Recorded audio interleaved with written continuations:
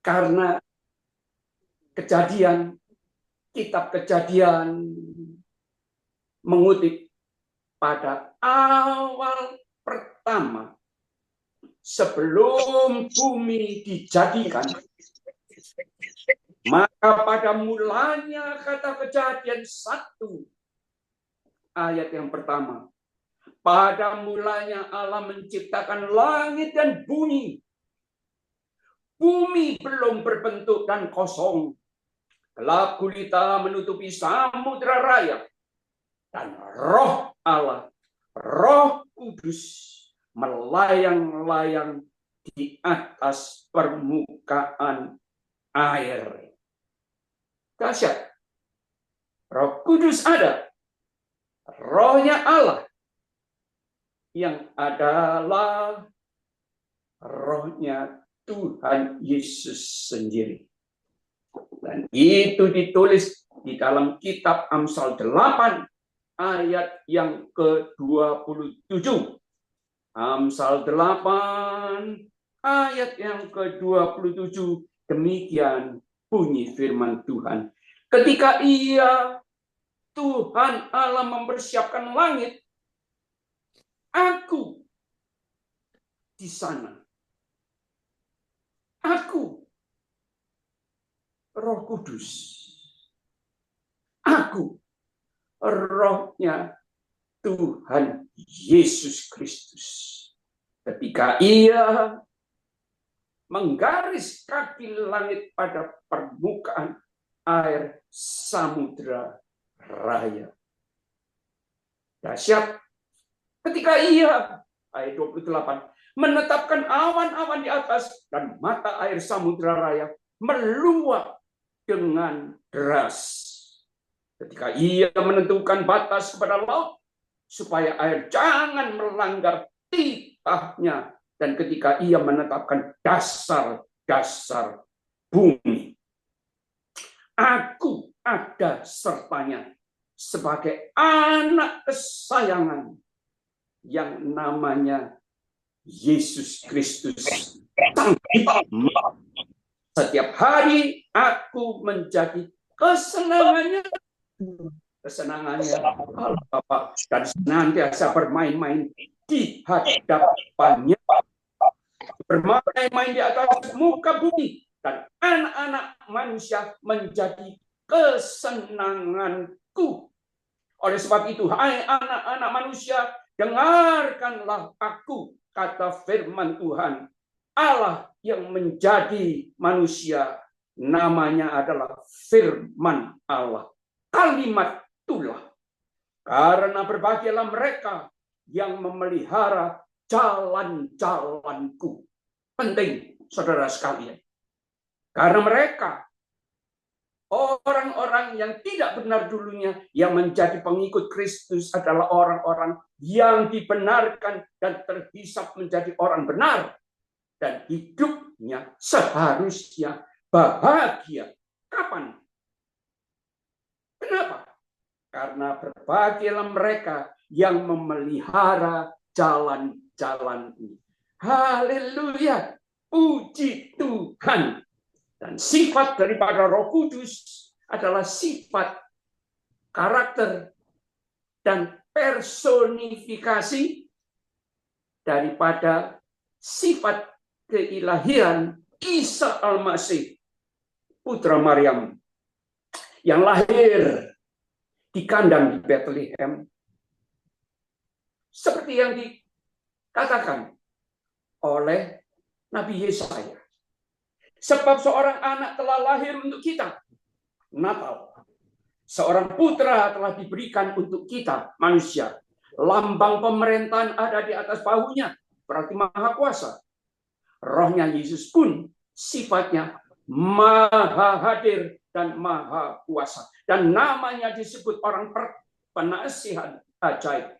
Roh Kuduslah yang dikirim oleh Tuhan Yesus setelah Dia naik ke surga sebagai roh penghibur yang sifatnya, yang tugasnya, yang keperkasaannya menjadi penasihat ajaib kita, anak-anak yang disebut anak-anak Allah yang seharusnya hidup benar sebagai orang benar di muka bumi ini.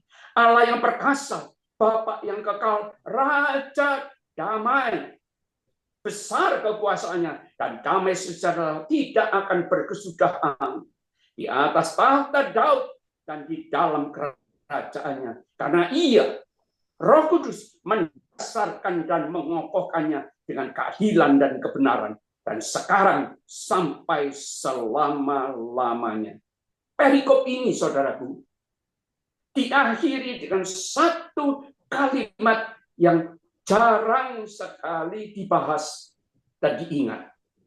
Ini yang ditulis. Ini yang ditulis.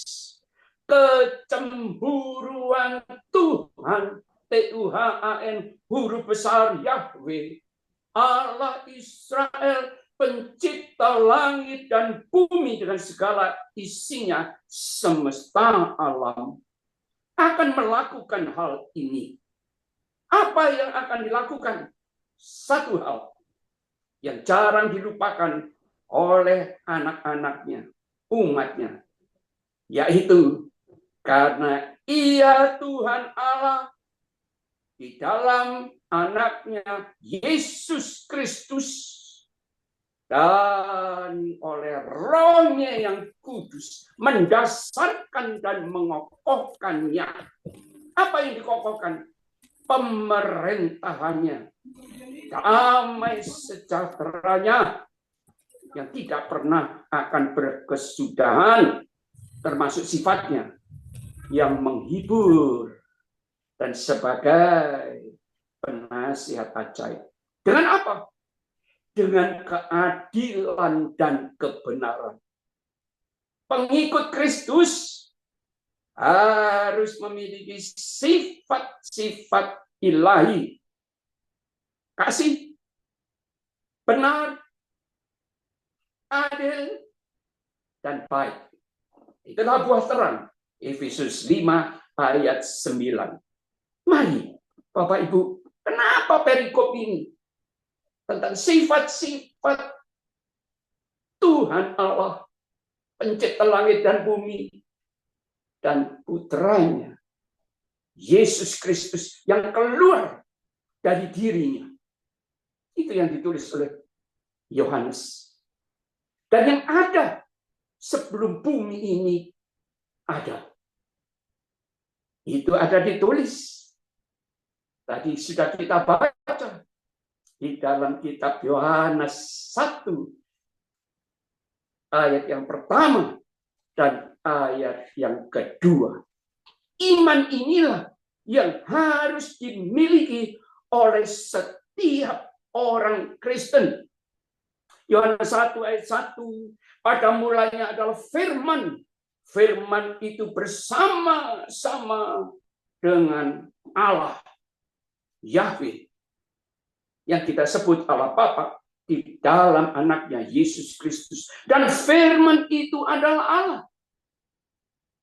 Firman itu kalimatullah. Firman itu adalah Allah. Firman-Nya Allah. Ia pada mulanya bersama-sama dengan Allah. Segala sesuatu dijadikan oleh Dia, dan tanpa Dia tidak ada sesuatu pun yang telah jadi dari segala yang telah dijadikan. Dalam Dia, Yesus Kristus ada hidup, dan hidup itu adalah terang manusia. Terang itu bercahaya di dalam kegelapan, dan kegelapan itu tidak dapat menguasainya. Puji Tuhan. Ini adalah sifat-sifat dan keilahian daripada Tuhan Yesus Kristus, Allah Bapa, juga Allah Roh Kudus. Nah, Bapak Ibu sekalian, sangat menarik. Karena apa? Karena di hari Pentakosta ini orang-orang hanya membicarakan dengan membacakan apa yang telah terjadi saat Roh Kudus dicurahkan. Mari kita melihat sebentar tentang Pentakosta, di mana hari Pentakosta, hari yang ke-50, Tuhan Yesus mencurahkan rohnya. Ada di Kisah Rasul 2, mulai ayat yang pertama. Demikian bunyi firman Tuhan. Ketika tiba hari Pentakosta, semua orang percaya berkumpul di satu tempat. Tiba-tiba turunlah dari langit suatu bunyi seperti tiupan angin keras yang memenuhi seluruh rumah di mana mereka duduk. Dan tampaklah kepada mereka dengan kasat mata lidah-lidah seperti nyala api yang bertebaran dan hinggap pada mereka masing-masing. Ayat 34. Maka penuhlah mereka dengan Roh Kudus, lalu mereka mulai berkata-kata dalam bahasa-bahasa lain seperti yang diberikan oleh Roh Kudus itu kepada mereka untuk mengatakannya. Seperti apa bahasa-bahasa lain itu? Dijelaskan di ayat yang kelima. Waktu itu di Yerusalem diam orang-orang Yahudi yang saleh. Berarti orang-orang yang percaya kepada Yehova,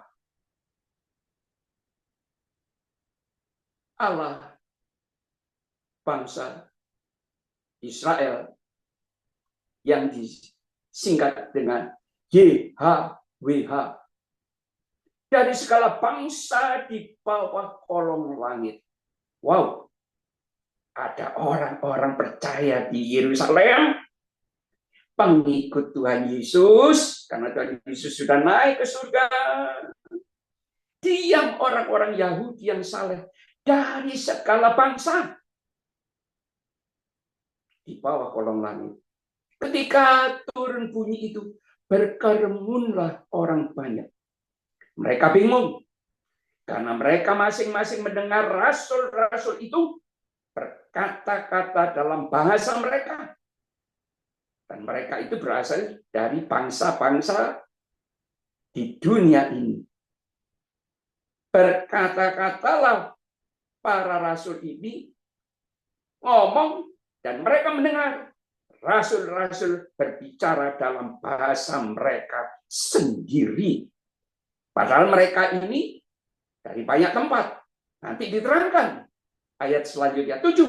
Mereka semua tercengang-cengang dan heran lalu berkata, bukankah mereka semua yang berkata-kata itu orang Galilea? Murid-murid Tuhan Yesus itu kebanyakan berasal dari Galilea. Contohnya Simon Petrus, Andreas, Yakobus, dan lain-lain. Bagaimana mungkin kita masing-masing mendengar mereka berkata-kata dalam bahasa kita sendiri? Yaitu bahasa yang kita pakai di negeri asal kita. Jelas. Dan ternyata orang-orang yang mendengar para rasul berbicara di dalam bahasa mereka, dan mereka itu datang dari kita orang Partia. Media Elam adalah nama lain dari yang namanya negara Iran, yang dulu disebut negeri Persia. Lalu penduduk Mesopotamia, yaitu orang-orang Iraki, Mesopotamia, yang ibu kotanya adalah Baghdad, Yudea, dan Kapadokia. Kapadokia, kalau Anda dan saya pergi melancong, Kapadokia terkenal dengan balon-balon udara, di mana Anda dan saya bisa naik balon-balon yang diterbangkan dengan satu asap yang dibakar. Dan asap itulah yang menerbangkan balon-balon Kapadokia, yang adalah negara Turki dengan ibu kotanya Istanbul. Wah, jadi orang-orang Turki ada di sana. Pontus dan Asia, Frigia dan Pamfilia, Mesir, dan daerah-daerah Libya. Libya sudah termasuk Afrika, saudaraku terkasih, yang berdekatan dengan Kirene. Kalau kita mengingat, yang memberi tempat dan yang menggendong salib Kristus adalah Yusuf, orang Kirene. Pendatang-pendatang dari Roma, berarti orang-orang Italia, Eropa, baik orang Yahudi maupun penganut agama Yahudi, orang Kreta, di depan Siprus, dan orang Arab. Kita mendengar mereka berkata-kata dalam bahasa kita. Rasul-rasul bisa berbahasa dalam bahasa-bahasa mereka ini sendiri. Lalu bicara bukan tentang diri mereka, tapi tentang perbuatan-perbuatan besar yang dilakukan Allah. Puji Tuhan. Jadi ketika Roh Kudus dicurahkan, selain bahasa lidah, juga bahasa-bahasa yang ada di muka bumi ini. Mereka semuanya tercengang-cengang dan sangat termanggu-manggu sambil berkata seorang kepada yang lain. Apakah artinya ini? Tetapi orang lain menyindir. Saat Roh Kudus dicurahkan, sudah ada orang yang tidak bersimpatik, orang yang suka mengkritik, dan mulai menyindir. Mereka sedang mabuk oleh anggur manis. Jadi orang yang dipenuhi Roh Kudus dianggap oleh orang yang suka mengkritik, berarti orang itu tidak mengalami dipenuhi Roh Kudus.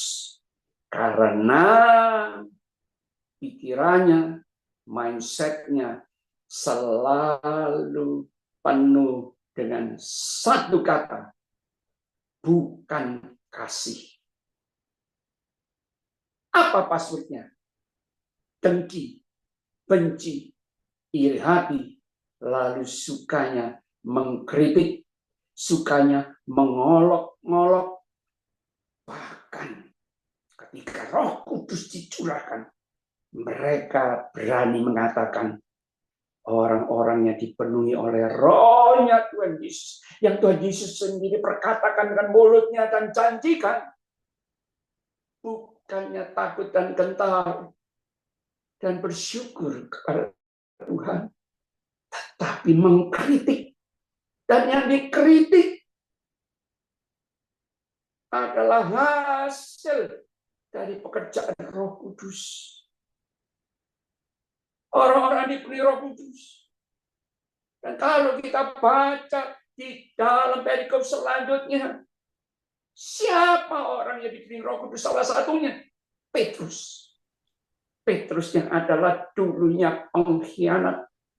Murid Kristus ya, percaya pada Tuhan Yesus ya, tapi pernah mengkhianati Tuhan Yesus yang mengatakan, aku tidak kenal orang ini.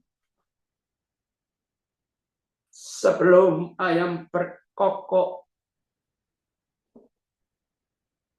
3 kali, Petrus sudah menyangkali Tuhannya 2 kali. Tetapi apa yang terjadi dengan Petrus yang dipenuhi Roh Kudus? Dia bisa berkhotbah.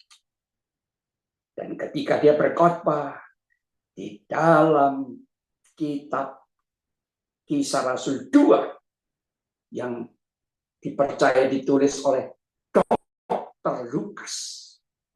Lukas adalah seorang dokter yang very smart. Jeli. Dia tulis karena Roh Kudus memakai dia. Diilhami oleh Roh Kudus. Dan ditulislah ayat yang ke-14. Maka bangkitlah Petrus berdiri dengan ke-11 rasul itu, dan dengan suara nyaring dia berkata kepada mereka, hai kamu orang Yahudi dan kamu semua yang tinggal di Yerusalem, Ketahuilah dan camkanlah perkataanku ini. Orang-orang ini tidak mabuk seperti yang kamu sangka, karena hari baru pukul 9 pagi. Tetapi itulah yang difirmankan Allah dengan perantara Nabi Yoel. Seorang nelayan, saya nggak tahu dia melek huruf atau buta huruf, tapi dia bisa membaca dan ingat apa yang pernah dinubuatkan oleh Nabi Yoel, yang lahir dan hidup 650-an tahun sebelum Kristus lahir. Kira-kira 600-650 BC, before Christ. Ini yang disitir dan diperkatakan diulangi oleh yang namanya Petrus. Akan terjadi pada hari-hari terakhir. Demikianlah firman Allah. Bahwa aku akan mencurahkan rohku ke atas semua manusia. Maka anak-anakmu laki-laki dan perempuan akan bernubuat. Dan teruna-terunamu akan mendapat penglihatan-penglihatan. Dan orang-orangmu yang tua akan mendapat mimpi-mimpi. Juga ke atas hamba-hambaku laki-laki dan perempuan. Para pembantu rumah tangga. Mereka-mereka yang namanya hamba-hamba dari orang-orang yang membeli para hamba-hamba saat itu dengan uang. Akan kucurahkan rohku pada hari-hari itu, dan mereka akan bernubuat, dan aku akan mengadakan mujizat-mujizat di atas di langit dan tanda-tanda di bawah di bumi, darah dan api dan gumpalan-gumpalan asap. Matahari akan berubah menjadi gelap gulita dan bulan menjadi darah. Bulan menjadi darah, warnanya merah. Sudah pernah terjadi di Yerusalem sekitar 2-3 tahun yang lalu. Sebelum datangnya hari Tuhan. Berarti subtema dari tema kita, hidup berkemenangan dan berhikmat di tahun 2025, di mana subtemanya adalah rapture, hari pengangkatan.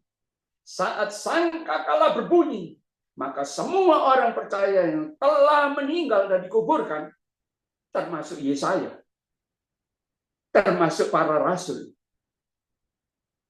termasuk Anda dan saya, kalau kita meninggal sebelum Kristus datang, hari yang besar dan mulia itu, apa yang terjadi?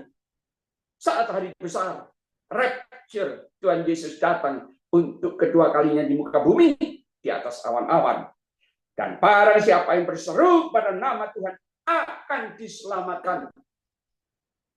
Dan Yohanes mencatat, ketika bunyi sangkakala dibunyikan oleh malaikat kelima, ketujuh, maka semua anak-anak Tuhan akan bangkit dengan tubuh kemuliaan. Haleluya. Bagi Anda dan saya yang tahu-tahu Tuhan Yesus datang besok atau lusa, kita tidak usah mengalami mati yang kedua, tapi kita akan langsung naik ke awan-awan dengan tubuh kemuliaan. Haleluya. Tuhan mengingatkan lewat Petrus pada malam hari ini, supaya Anda dan saya siap ketika bunyi sangkakala berbunyi. Itu sebabnya Roh Kudus dicurahkan. Supaya apa? Manusia-manusia yang tadi benar berbahagia. Apa berbahagia? Memiliki kepastian jaminan bahwa surga adalah milik orang percaya yang hidupnya benar. Kenapa benar? Karena dibenarkan oleh Tuhan Yesus, dipenuhi dengan Roh Kudus, hidupnya kudus, berubah.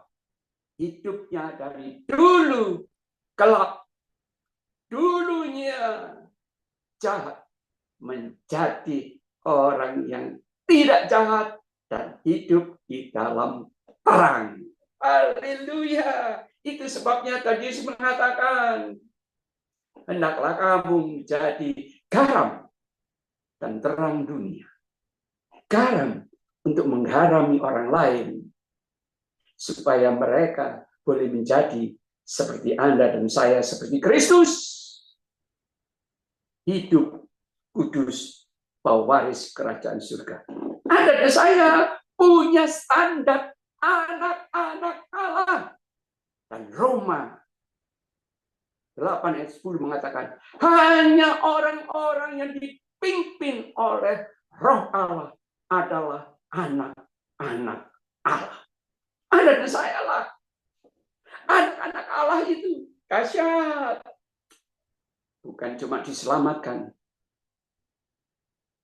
Panggilan kita, standar kita dirubah. Dan dirubah. Orang-orang yang jadi anak-anak Allah harus mengalami proses. Satu, pertobatan yang sungguh. Kedua, harus lahir baru. Baru ketiga, dipenuhi Roh Kudus. Dari mana kita tahu? Oh ya, mari kita lihat yang namanya Kisah Roma 1 ayat yang ke-8. Mari kita tengok sebentar. Apa yang dikatakan oleh Rasul Paulus kepada orang-orang di Roma. Orang-orang Roma yang menjajah tentara-tentaranya, kaisarnya akan orang-orang Israel. Tetapi mereka yang percaya akan Kristus akan dirubah dan mengalami seperti ayat yang ditulis di dalam Roma 1 ayat yang ke-8. Demikian bunyi firman Tuhan. Pertama-tama, aku Paulus, Roma 1 ayat 8, mengucap syukur kepada Allahku oleh Yesus Kristus atas kamu sekalian. Kenapa dia mengucap syukur? Ini sebab telah tersiar kabar tentang imanmu di seluruh dunia. Wow, iman orang-orang percaya kaum Romawi dicatat di dalam buku kitab Roma ini. Imannya tersebar di seluruh dunia. Ayat yang ke-9. Karena Allah yang kulayani dengan segenap hatiku dalam pemberitaan Injil, anaknya.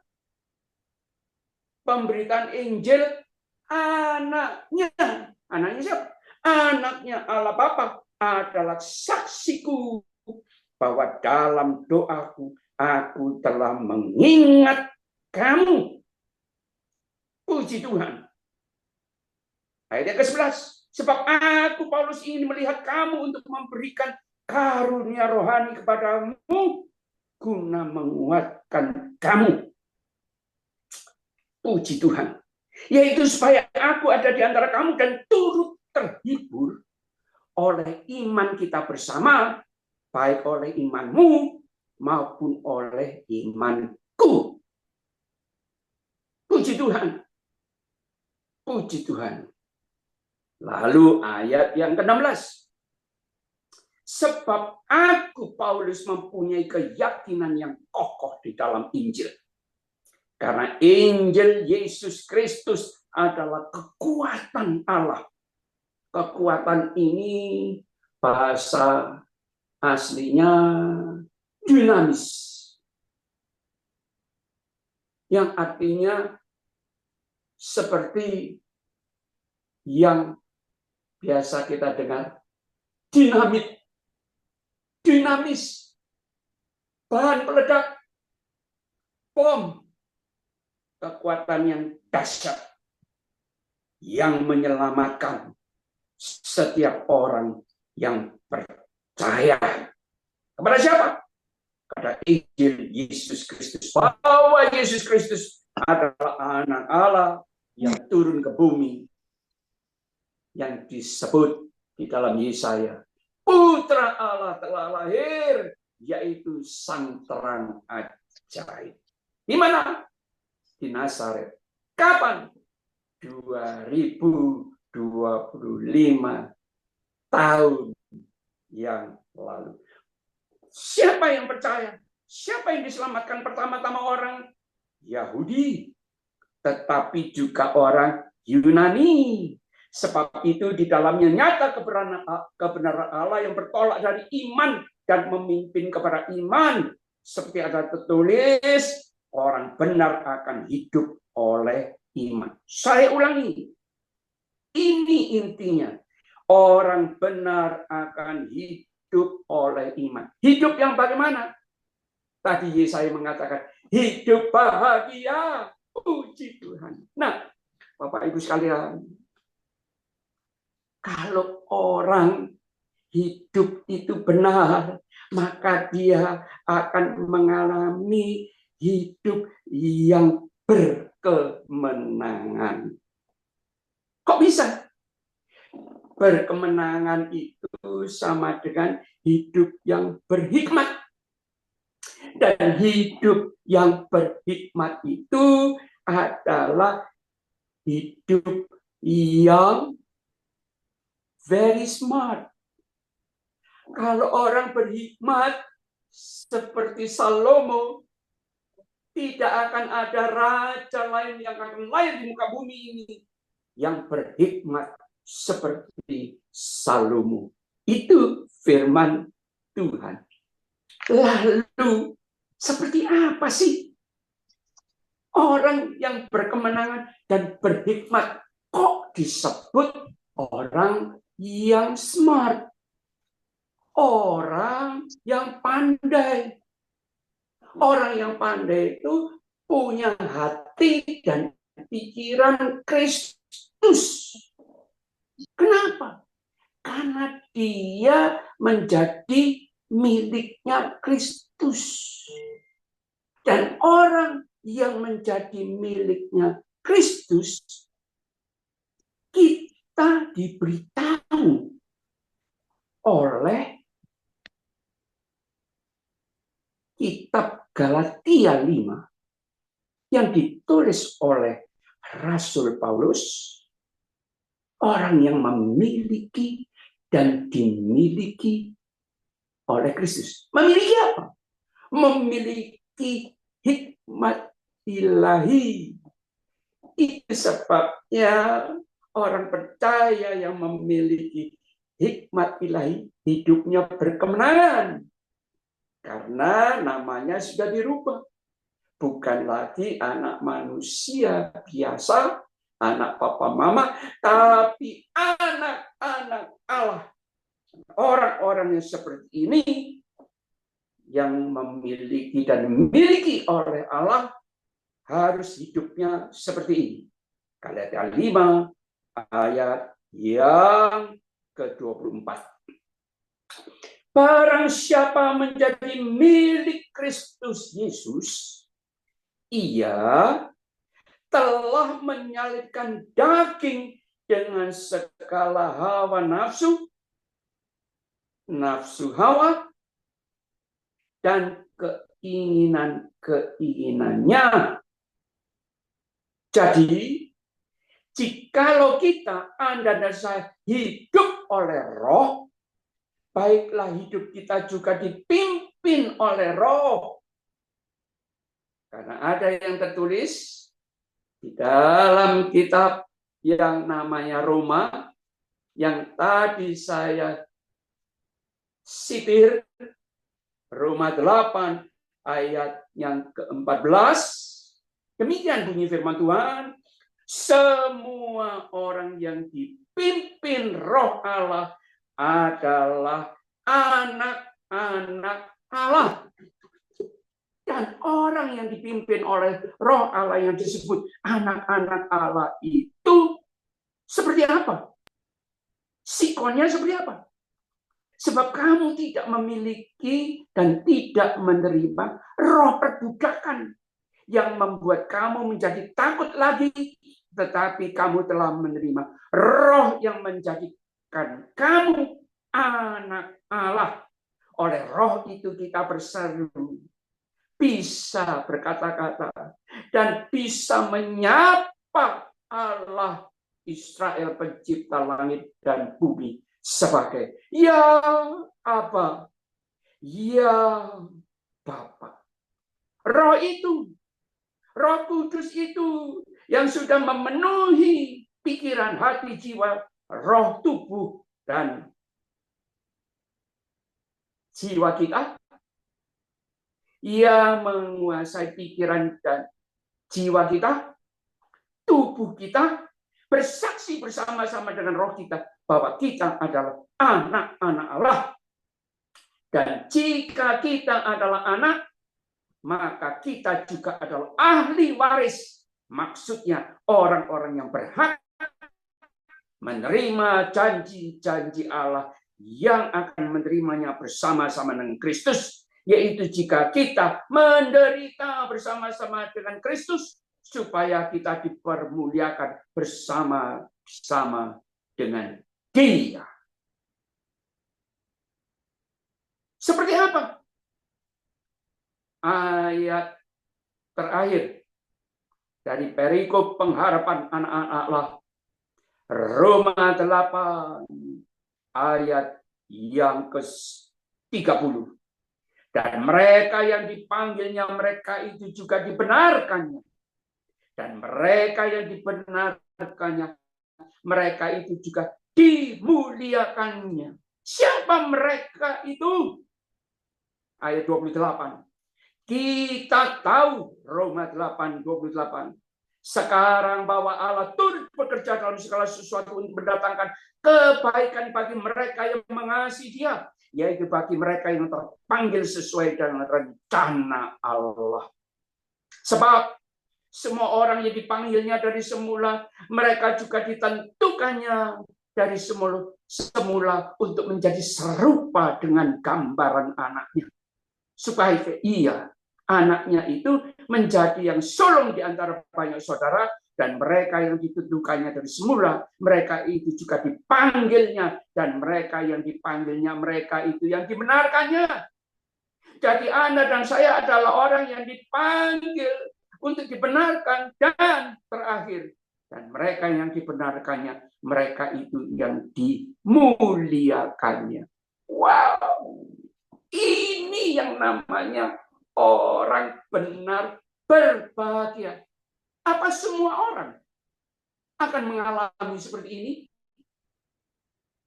Saya berani mengatakan tidak. Karena kita sebagai manusia,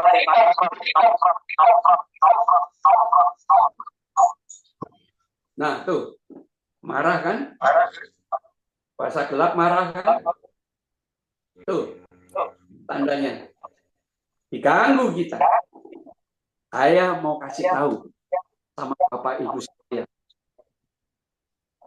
Saya akan membuktikan bahwa tidak semua orang yang dipanggil oleh Tuhan di awal hidupnya, di tengah hidupnya, di akhir hidupnya akan menjadi orang yang terpilih untuk ditentukan untuk mendapatkan kemuliaan, yaitu sebagai pewaris kerajaan surga. Hanya mereka-mereka yang mau hidup benar dan penuh Roh Kudus lah yang dipimpin oleh Roh Allah, karena banyak orang yang dulunya awal pertama kepada Kristus, bahkan menjadi pengikut Kristus, bahkan menjadi penyiar Injil, menjadi penginjil, menjadi hamba-hamba Tuhan, para pendeta. Tapi di akhir hidupnya, menjelang akhir hidupnya, malah menolak keselamatan, menolak Kristus, bahkan memusuhi Kristus. Saya akan buktikan, Bapak Ibu. Saya akan buktikan. Baru-baru ini ada orang yang salah jawab. Menurut saya, Dan saya adalah salah satu orang yang diberi rasa iba, belas kasihan untuk mendoakan orang ini, Bapak Ibu. Karena dia adalah seorang hamba Tuhan, anak dari seorang anggota TNI, Angkatan Darat. Ayahnya adalah seorang anggota TNI yang saleh hidupnya, pengikut Kristus dan panutan yang dikenal oleh kawan-kawan dan kaumnya. Dan ibunya adalah ibu seorang wanita yang saleh. Berkali-kali sang ibu ini adalah pendoa syafaat, pelayan Kristus. Pendoa syafaat di gereja, di mana mereka bergereja. Selalu terpilih untuk menjadi penatua alias anggota majelis di gereja yang mereka bergereja. Anaknya, salah satu dari anaknya, sangat pandai dan berhasil untuk meraih gelar S3 di luar negeri. Dan beliau ini, sang anak ini, yang sangat dikasihi oleh orang tuanya, juga saudara-saudaranya, adalah pendiri dari sebuah sekolah tinggi teologi di Sorong, Papua, yang dikenal dengan STT Calvinis. Siapa orang ini? Orang ini lah juga yang berhasil untuk mengutus murid-muridnya yang sudah lulus dari STT Calvinis untuk menjadi pengapar-pengapar Injil. Banyak yang sudah menjadi pendeta-pendeta, banyak yang sudah menjadi evangelis-evangelis, bahkan guru-guru agama Kristen di sekolah-sekolah di Papua, terutama Sorong. Dan orang ini juga yang sudah berjasa untuk merubah STT Calvinis Sorong menjadi Universitas Kristen Sorong dengan berbagai prodi. Anehnya, saudaraku, terbukti apa yang saya katakan. Tidak semua orang yang dari awalnya dipanggil oleh Allah mau hidup dipimpin oleh Roh Allah untuk menikmati sebagai orang terpilih pewaris kerajaan surga. Kenapa? Ini yang dia lakukan. Bukan saya yang akan bercerita, tapi orang ini sendiri yang akan bercerita seperti ini.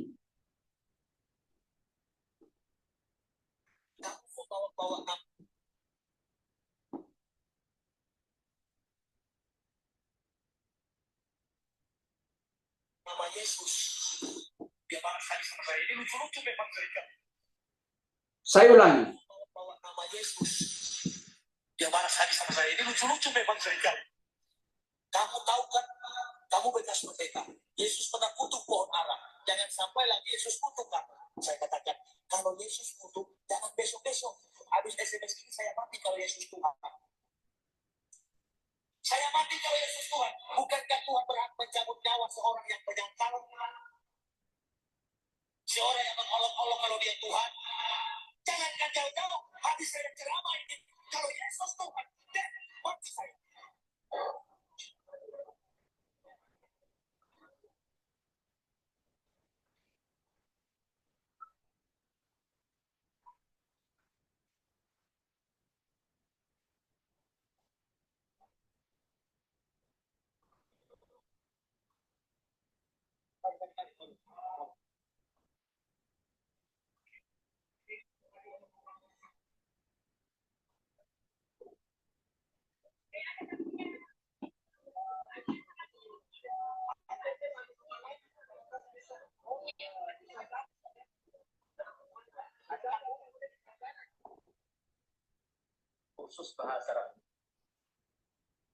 Maaf, saudara.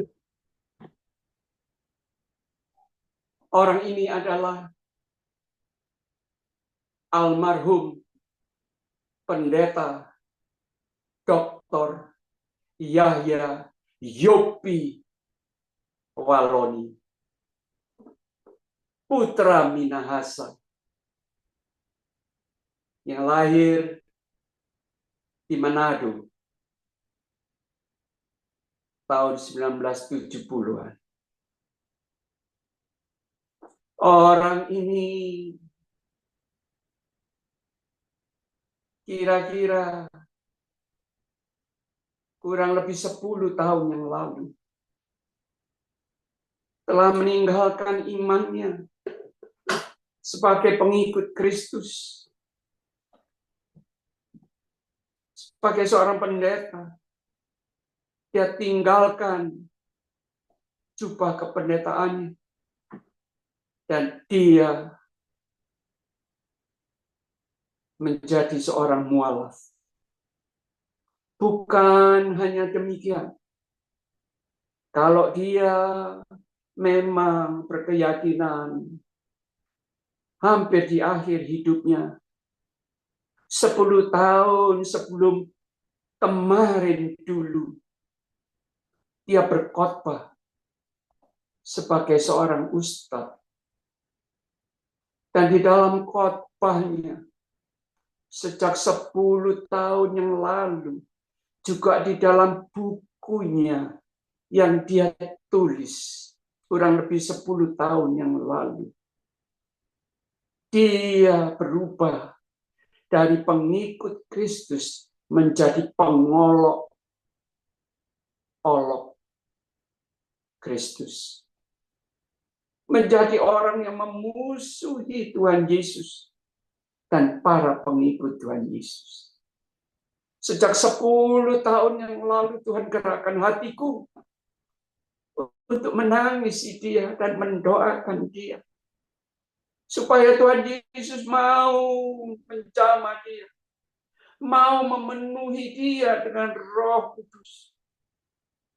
Tapi sampai kemarin dulu, hari Jumat setelah beliau berkhotbah, sesi pertama, beliau masih segar, bugar, dan bernafas. Ketika beliau mulai melakukan khotbah yang kedua, belum 5 menit. Dan sebelumnya di khotbah yang sebelumnya, dia menantang Tuhan Yesus dengan kata-kata yang begitu memilukan hati, seperti yang tadi Anda dengar melalui apa? Video yang direkam dan keluar dari lidah bibirnya beliau almarhum. Dia menantang Tuhan Yesus, mengatakan, kalau Yesus adalah Tuhan, cabut nyawaku. Dan apa yang beliau imani, yang beliau mohonkan kepada Tuhan Yesus, terjawab. Sebelum 5 menit berakhir, beliau terhuyung-huyung jatuh. Dibawa ke rumah sakit dengan para pengikutnya. Sudah putus nyawanya. Saudaraku yang terkasih,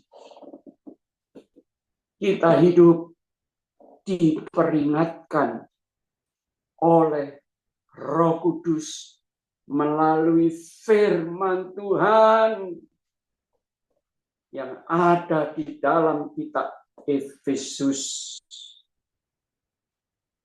Sebagai penutup, supaya Anda dan saya benar-benar ingat bahwa orang-orang benar yang menjadi pewaris kerajaan surga yang akan memiliki dan dijamin pasti setelah mati masuk surga adalah orang-orang yang harus mengalami proses selain percaya kepada Tuhan Yesus.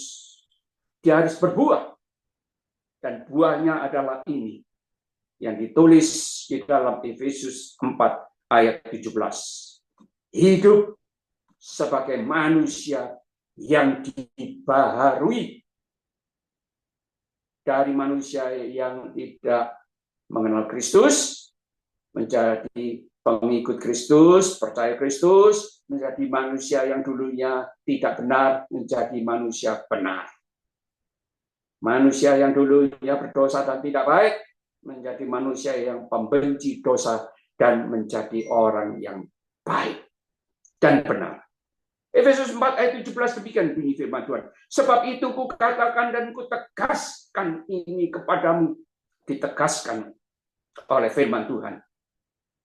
Di dalam Tuhan jangan hidup lagi sama seperti orang-orang yang tidak mengenal Allah dengan pikirannya yang sia-sia dan pengertiannya yang gelap, jauh dari hidup persekutuan dengan Allah karena kebodohan yang ada di dalam mereka dan karena kedegilan hati mereka jadi bodoh dan degil, suka sok pintar, lebih memintari daripada firman Tuhan. Apa yang terjadi dengan orang-orang yang sombong, degil, dan bebal seperti ini? Ayat 19. Perasaan mereka telah tumpul. Tumpul, kalau itu pensil, tumpul tidak bisa dipakai. Pisau harus tajam untuk bisa memotong dan dipergunakan dengan semestinya. Pisau tumpul, namanya pisau, tapi tidak berguna karena tidak bisa dipakai. Itu arti tumpul. Sehingga mereka menyerahkan diri kepada hawa nafsu dan mengerjakan dengan serakah segala macam kecemaran. Tetapi kamu, orang-orang benar, manusia baru, bukanlah demikian. Kamu telah belajar mengenal Kristus karena kamu telah mendengar tentang Dia dan menerima pengajaran di dalam Dia, Yesus Kristus, dan menerima pengajaran di dalam Dia menurut kebenaran yang nyata dalam Yesus Kristus. 22, yaitu bahwa kamu berhubung dengan kehidupan kamu yang dahulu, cemar, jahat, tidak baik, bahkan pendosa, harus menanggalkan manusia lama, yaitu yang menemui kebinasaannya oleh nafsunya yang menyesatkan, supaya kamu diperbarui di dalam roh dan pikirannya, dan mengenakan manusia baru yang telah diciptakan menurut kehendak Allah di dalam kebenaran dan kekudusan yang sesungguhnya. Karena itu, buanglah dusta dan berkatalah benar seorang kepada yang lain, karena kita adalah sesama anggota. 26. Apabila kamu menjadi marah, janganlah kamu berbuat dosa. Janganlah matahari terbenam sebelum padam amarahmu. Dan janganlah beri kesempatan kepada iblis. Wow, musuhnya Tuhan Yesus, musuh kita. Orang yang mencuri, janganlah ia mencuri lagi, tetapi baiklah ia bekerja keras dan melakukan pekerjaan yang baik dengan tangannya sendiri, supaya ia dapat membagikan sesuatu kepada orang yang berkekurangan. Ayat 29. Janganlah ada perkataan kotor keluar dari mulutmu, tetapi pakailah perkataan yang baik untuk membangun di mana perlu, supaya mereka yang mendengarnya beroleh kasih karunia. Dan yang terpenting, ditutup perikat ini seperti ini, ayat 30. Dan janganlah kamu, hai saudaraku, orang-orang benar yang sudah dibenarkan oleh Kristus, mendukakan Roh Kudus Allah. Roh Kudus adalah rohnya Allah yang telah memeteraikan kamu menjelang hari penyelamatan. Kapan? Hari penyelamatan adalah ketika sangkakala berbunyi. Kalau bunyi sangkakala, kalau bunyi sangkakala, kalau bunyi sangkakala, kalau namaku dipanggil, ku ada. Ketika sangkakala dibunyikan oleh malaikat kelima, malaikat ketujuh, Anda dan saya diubahkan oleh Tuhan dengan tubuh kemuliaan. Ini yang dimaksud oleh ayat tadi. Anda akan mendapat kemuliaan, yaitu tubuh kemuliaan, untuk bisa langsung terbang ke awan-awan tanpa naik pesawat apapun juga. Untuk bersama-sama jumpa anak domba Allah. Untuk apa? Untuk bersama-sama dengan Kristus, Raja di atas segala raja, Hakim di atas hakim, yang dikenal sebagai Imam Mahdi. Imam Mahdi. Imam di atas segala imam. Raja di atas segala raja. Hakim di atas segala hakim. Ada dan saya lah yang menerima kemuliaan itu untuk bersama-sama dengan Kristus. Oleh sebab itu, Anda dan saya memiliki satu standar. Anak-anak Allah, jangan sampai Anda dan saya yang sudah menerima dan dipanggil Tuhan mendukakan Roh Allah yang mementeraikan kamu menjelang hari penyelamatan. Segala kepahitan, kegeraman, kemarahan, pertikaian, dan fitnah hendaklah dibuang dari antara kamu. Demikian pula segala kejahatan, apalagi memusuhi Kristus, apalagi menjadi pengolok Tuhan Yesus.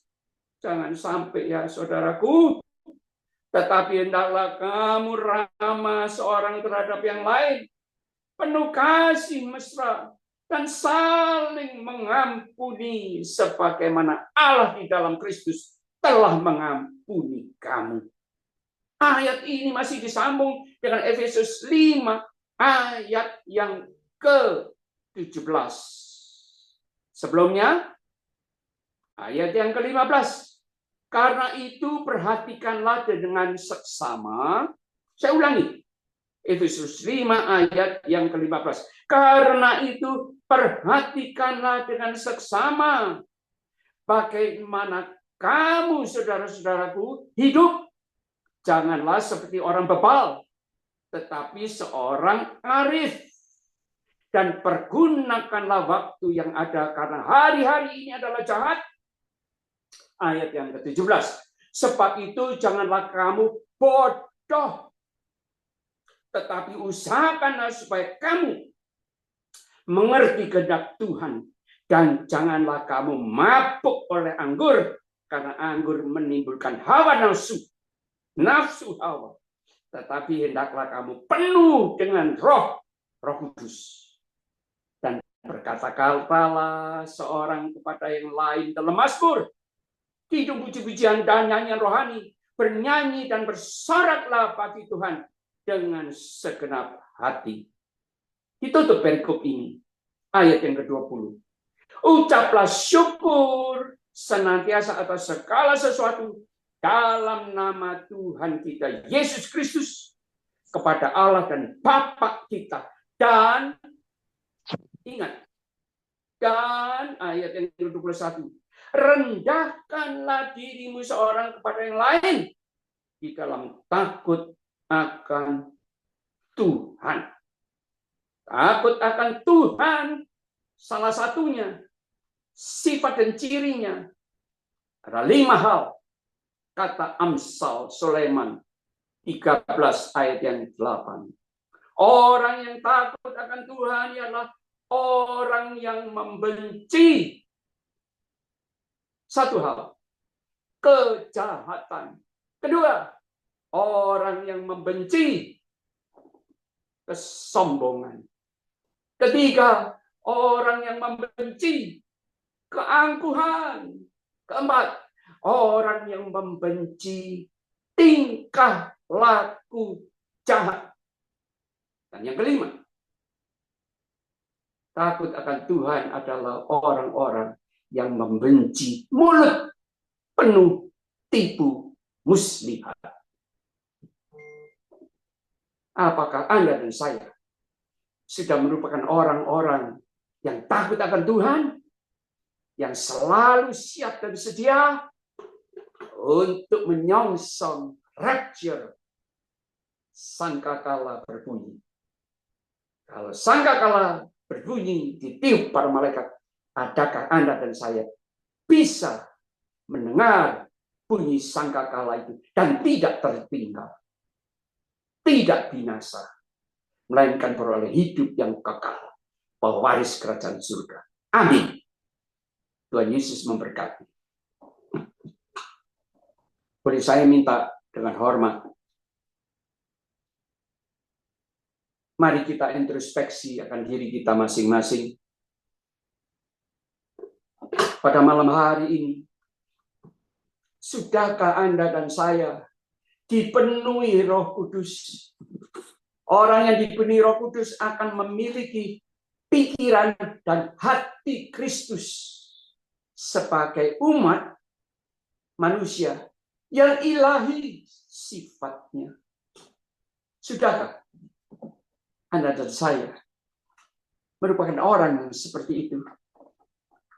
Mari saudaraku, kita dalam sikap menundukkan diri, merendahkan hati, kita minta pada hari pencurahan Roh Kudus itu supaya kita semua, saya yang berbicara menyampaikan isi hati pesan Kristus, dan Anda yang mendengar ikut Zoom pada malam hari ini atau yang mendengar akan firman Tuhan ini diberitakan melalui YouTube, mari kita membuka hati, merendahkan kepala dan hati kita. Kita minta supaya Roh Kudus memenuhi kita sekarang. Maukah Anda sambil lagu dilantunkan, tolong host bisa kembali memutar lagu Roh Kudus, Kau hadir di sini. Host? Ya, Pak. Tolong. Mari kita membuka hati kita. Kita merendahkan hati kita. Kita mau introspeksi diri kita. Sudahkah kita dipenuhi Roh Kudus menjadi orang yang berhikmat dan berkemenangan? Bisa mengatakan tidak terhadap dosa, apapun namanya. Dan tidak mau mendukakan Allah Roh Kudus. Tetapi hidup Anda dan saya, hati Anda, pikiran dan hati saya dan Anda menjadi tempat Roh Kudus bertahta, mengatur, dan memimpin hidup kita. Supaya kita mengalami hidup yang berkemenangan dan berhikmat. Bukan hanya di tahun 2025. Tapi di tahun ini, hari ini, sampai selama-lamanya.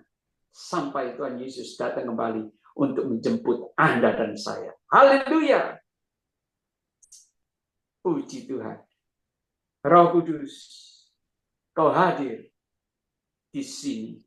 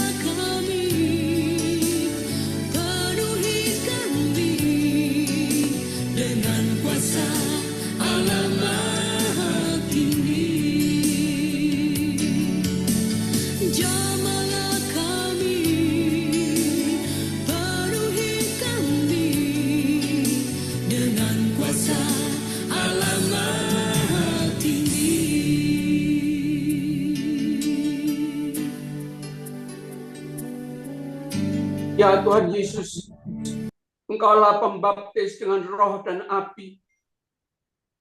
Baptis kami dengan roh-Mu yang kudus, dengan api-Mu, supaya hati kami, hidup kami berkobar-kobar untuk mengasihi Engkau, mengampuni sesama kami, dan memberitakan Injil-Mu dengan rela hati.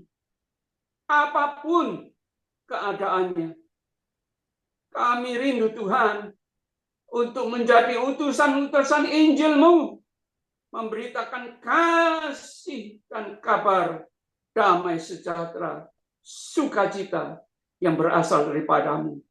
Tuhan Yesus, kami berdoa kepada teman-teman kami yang saat ini sudah mendengar pesan-pesan-Mu yang sudah Mu sampaikan kepada mereka. Dan mereka membuka hati mereka, jamah, urapi mereka dengan roh-Mu yang kudus, ya Tuhan Yesus. Sama seperti Engkau memenuhi akan Petrus dan kawan-kawan 2025 tahun yang lalu. Penuhi saudara-saudaraku, anak-anak-Mu yang rindu dan mengasihi Engkau dengan roh-Mu yang kudus. Akan mereka, karena dipenuhi Roh Kudus, hidupnya diatur dan dipenuhi Roh Kudus, dipimpin Roh Kudus, sehingga tidak akan tersesat, tapi boleh sampai akhir hidup mereka memiliki surga sebagai pewaris kerajaan surga. Penuh, penuh, penuh dengan Roh Kudus, Roh yang menyembuhkan, Roh yang membangun dan membangkitkan engkau. Roh yang menyembuhkan sakit penyakitmu. Roh yang menguatkan imanmu. Roh yang memberi kepadamu roh yang kuat. Supaya engkau bisa hidup penuh dengan disiplin. Untuk mau dipimpin oleh Allah Roh Kudus dan bisa mengatakan tidak terhadap perbuatan gelap, jahat, dosa, apapun juga namanya. Hidup berkemenangan, penuh hikmat, diberi marifat oleh Tuhan, seperti Sadra, Mesa, Abednego, dan Daniel dahulu kala. Anak-anak Allah yang hidup berkemenangan, berhikmat, penuh kasih sayang. Terpujilah nama Bapa, Allah, Anak Yesus Kristus, Allah Roh Kudus kekal selama-lamanya. Soli Deo Gloria, Haleluya. Amin. Tuhan Yesus memberkati Anda semua. Terima kasih kepada host Ibu Jenny Suherlin. Boleh saya minta ada teman yang ingin melakukan sharing pada malam hari ini.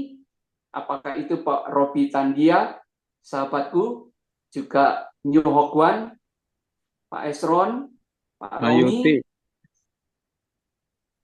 Oh, Pak Sayuti. Dipersilakan Pak Sayuti. Puji Jadi Tuhan. tadi saya sudah dengar firman-Nya itu Roh Kudus. Jadi dari awal saya hidup itu umur 1 tahun badan saya mati semua. Tuhan yang menyembuhkan. Tiba-tiba di 2019 saya kena COVID total parah. Kekentalan darah 2.300. Nggak ada rumah sakit yang nampung. Saya masuk IGD malam itu. Besoknya suntik, malamnya suntik, besok pagi darah 600 gula darah. Suntik insulin. Saya minta Tuhan doa. Tuhan, biarlah kehendak-Mu yang jadi. Besok paginya diperiksa bersih total. Jadi saya pulang hari ketiga. Terus yang selanjutnya, di tahun 2022 saya kena kanker prostat stadium akhir. harus kemoterapi 30 kali. Dokter urologi sama dokter ortopedi, kanker darmais. Tapi saya minta sama Tuhan, Tuhan sembuhkan juga lewat 2 bulan. Total hanya sembuh. Tuhan jamah saya masih dipakai oleh Tuhan. Terima kasih. Amin. Puji Tuhan. Terima kasih Pak Sayuti yang sudah mengalami kasih dan kuasa Tuhan Yesus. Hidup mengalami kebangkitan. Mengalami yang namanya rise and shine. Ayat sebelum Efesus 5:18, yaitu Efesus 5:15. Bangkit, bersinar bagi Tuhan untuk mengalami kasih dan kuasa Kristus. Terima kasih Pak Sayuti. Anda kelihatan lebih muda sekarang dan lebih ganteng lagi. Puji Tuhan. Pak Sayuti ini, saudara-saudaraku, adalah sahabatku dari GKI, namanya GKI apa ya Pak? Nurdin. Jakarta. Pelopor Nusa Kambangan. Ketemu dengan rombongannya, dengan kita, rombongan dari tim misi Surabaya, bertemu di Pulau Nusa Kambangan untuk membagikan kesaksian, juga berita damai sejahtera. Dan bukan cuma kita yang memberitakan, tapi boleh mengalami. Seperti yang baru kita dengar kesaksian beliau. Dahsyat, prostat, juga yang namanya pandemi COVID, rumah sakit tidak ada mau terima. Tuhan Yesus mau terima. Haleluya. Dokter tidak bisa nolong. Tuhan Yesus, dokter di atas skala dokter, sanggup untuk menolong Pak Sayuti, teman-teman semua termasuk Nona Tera yang ada di San Francisco. Halo, Madam Tera. Dalam nama Tuhan Yesus, sembuhlah oleh darah dan bilur-bilur Tuhan Yesus. Juga Ibu Dolorosa, biarlah matamu boleh dijamah oleh Tuhan, sembuh, bisa melihat lagi dengan jelas. Juga teman-teman yang lain yang menderita sakit apapun juga, dalam nama Tuhan Yesus, oleh darah dan bilur-bilur Tuhan Yesus, sembuhlah engkau. Dan imanmu lah yang ikut berbicara.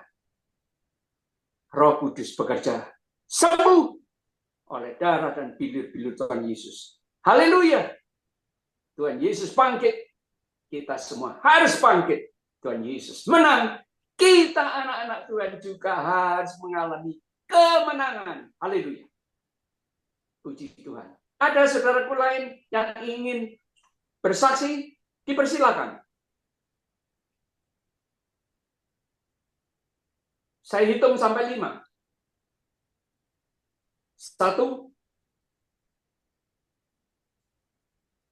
2, 3. Dipersilakan. Ya, shalom Bapak Ibu terkasih. Ini tadi firman Tuhan Shalom. mengenai Pentakosta ya, pencurahan Roh Kudus. Kalau Roh Kudus kita libatkan, maka Bapak Ibu terkasih tidak pernah ada kesalahan. Tidak pernah Roh Kudus itu menuntun kita ke jalan yang salah, tetapi menuntun kita ke jalan yang benar. Amin. Beberapa waktu yang lalu, saya tiba-tiba pengen jalan-jalan ke alun-alun karena saya tinggal di Ponorogo. Saya ingin jalan-jalan tapi saya mau nitipkan motor di satu rumah teman ada di gereja. Saya cuma hanya mau nitip sepeda motor, saya mau jalan dari rumahnya mau ke alun-alun puter. Tetapi ternyata salah satu anak dari yang Bapak Pendeta itu ada di luar, saya dipanggil masuk. Akhirnya bukan saya jalan-jalan, tapi saya masuk ngobrol-ngobrol. Begitu ngobrol, baru sebentar ngobrol. ternyata luar biasa.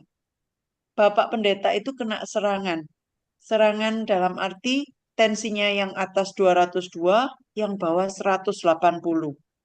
Dan itu langsung badannya itu langsung miring, langsung kebanting ke kanan. Jadi tegang gitu langsung nggak bisa gerak.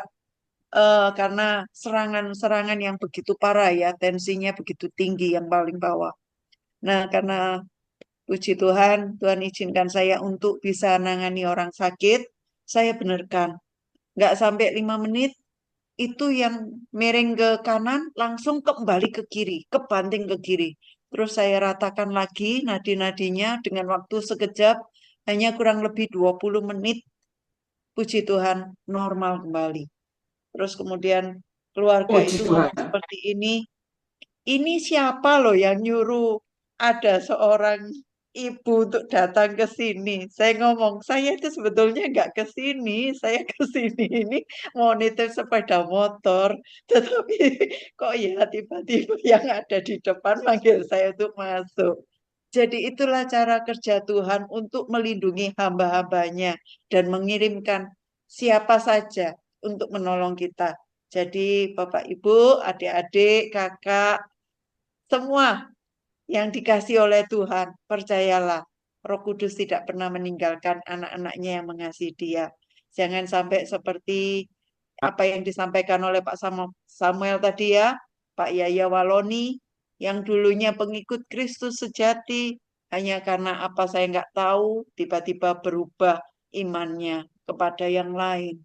Biarlah kita sekali Yesus, tetap Yesus. Selama-lamanya ada Yesus. Ada Yesus, semua beres. Karena Tuhan tidak pernah tinggalkan kita. Terima kasih Pak Samuel. Silakan Terima dilanjut. kasih Bu Yeni yang sudah mau berkorban waktu yang berharga untuk menjadi host kita pada malam hari ini. Waduh, puji Tuhan, Anda yang berkati, Anda yang balas. Ada teman-teman yang lain yang masih mau menyaksikan kasih dan kuasa Kristus, dipersilakan. Ada Ibu Lucy Kristanto, ada Ibu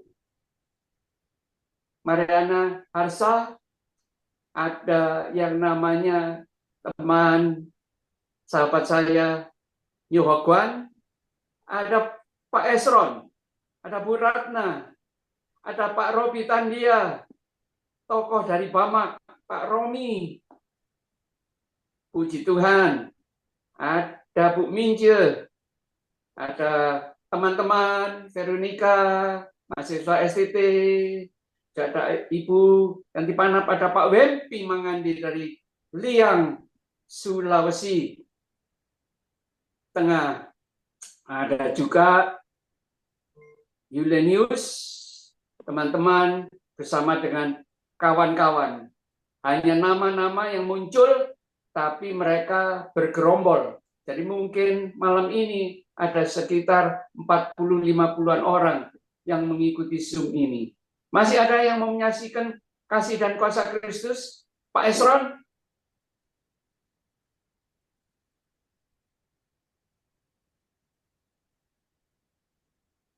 Tidak ada. Baik. Pak Wempi? Pak Wempi ini pelayan Tuhan, seorang guru, tapi pelayan Tuhan. Pasti mengalami banyak hal di dalam hidupnya. Ayo Pak Wempi, sharing, bagikan berkat Tuhan.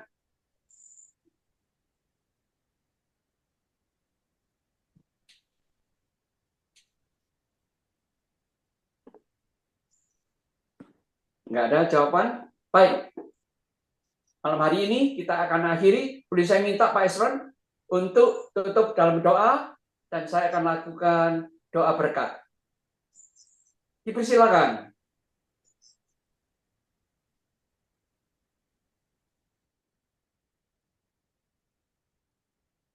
Pak Esron masih ada bersama dengan kita? Halo, Masih. Silakan buka Ada? mic-nya Pak Esron. Oke, siap. Dipersilakan Pak Esron. Ya, bisa dengar suara saya? Ya, bisa. Jelas. Oke. Ya, kita berdoa. Bapa, di dalam nama Tuhan Yesus, Engkau luar biasa dalam kehidupan kami. Malam yang Tuhan sudah izinkan kami boleh menerima pelayanan firman Tuhan lewat hamba-Mu Pak Sam. Dan biarlah Roh Kudus bekerja dalam hati dan pikiran kami, sehingga kami bisa bertindak, berbuat sesuai dengan kehendak-Mu. Penuhi kami dengan Roh-Mu yang kudus, Bapa. Dalam segala hal yang kami lakukan, kami dituntun, kami dibenarkan, kami dimenangkan Tuhan.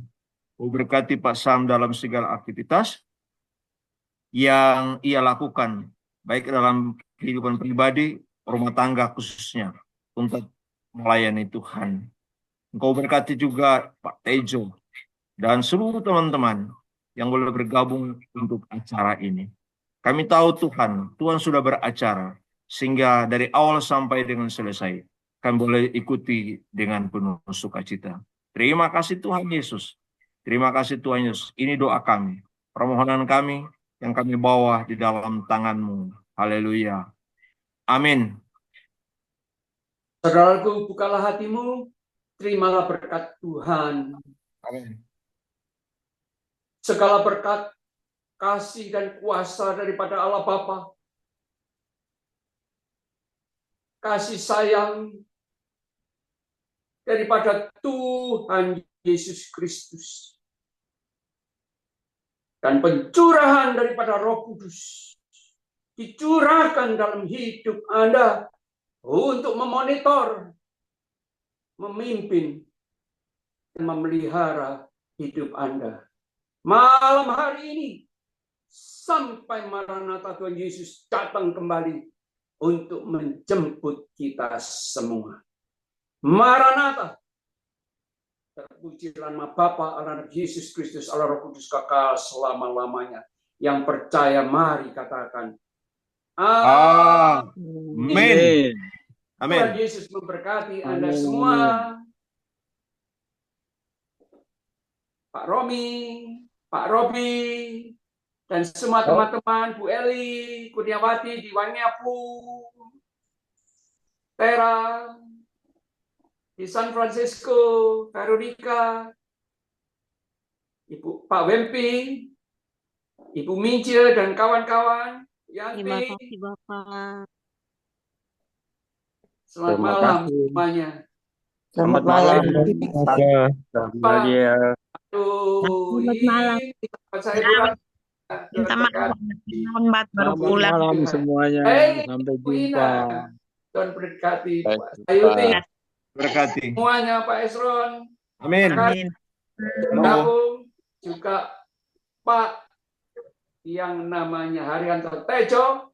Terima kasih sudah bersama dengan kita, juga adik-adik di STT SOE, pria, wanita, semuanya. Malam Pak Esron. Kati Ya, Tuhan, siap. Siap, Jo. Pak juga pengurus. Tuhan Jo, berkati. baik-baik. Halo. Selamat Sampai malam. jumpa. Laptop ada merah ya.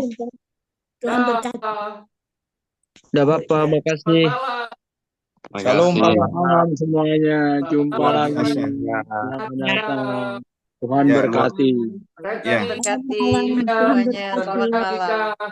Bu Rosa, Tuhan berkati semuanya. Selamat Pak Bambang Mulyadi, selamat bergabung. Tuhan berkati. Tuhan Puji berkati. Tuhan.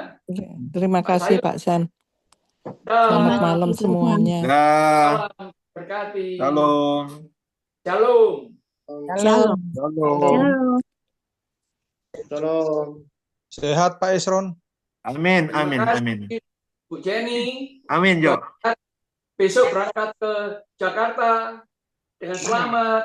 Amin. Pulang Surabaya, Ponorogo dengan selamat. Jo. Amin. Dipakai, Amin. diberkati Tuhan. Halo, Pak Terima Jo. kasih. Terima Sudah kasih, menjadi host Pak. kita. Terima kasih. Iya, Pak. Tuhan berkati. Pak Jo. Pak Jo, Apa? kalau Tuhan izin, Pak Jo, kalau Tuhan izinkan saya ikut KTN di Batu nanti.